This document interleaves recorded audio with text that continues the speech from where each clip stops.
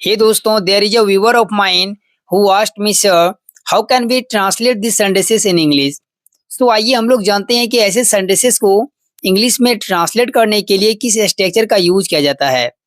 कुछ sentences पहले मैं आपको रीड करके सुनाता हूँ।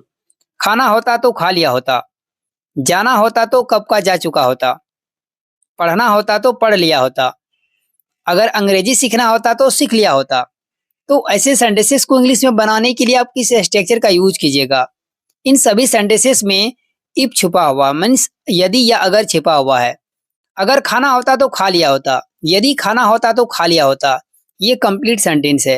अब इसके स्ट्रक्चर को देखते हैं। यहाँ पर दो पार्ट है।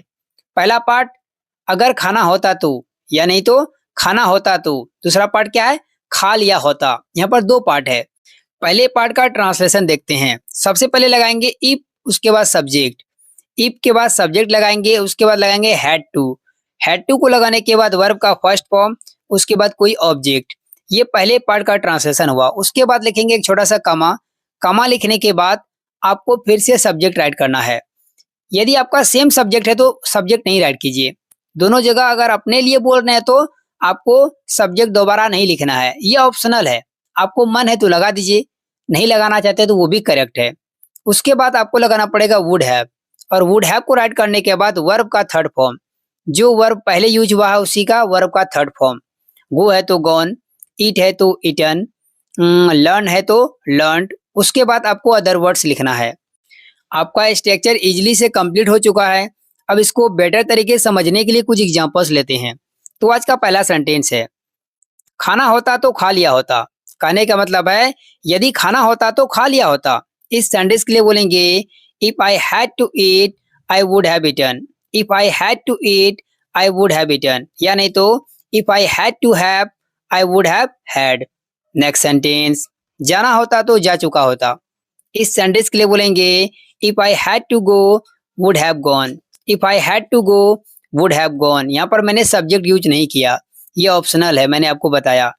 नेक्स्ट सेंटेंस, अगर उसे पढ़ना होता तो वह पढ़ लिया होता। अब ये दूसरे के लिए बोल रहे हैं तो इसके लिए बोलेंगे if he had to read would have read. If he had to read would have read. Next sentence, अगर उन लोगों को भागना होता तो भाग लिया होता, मीन्स या भाग गया होता।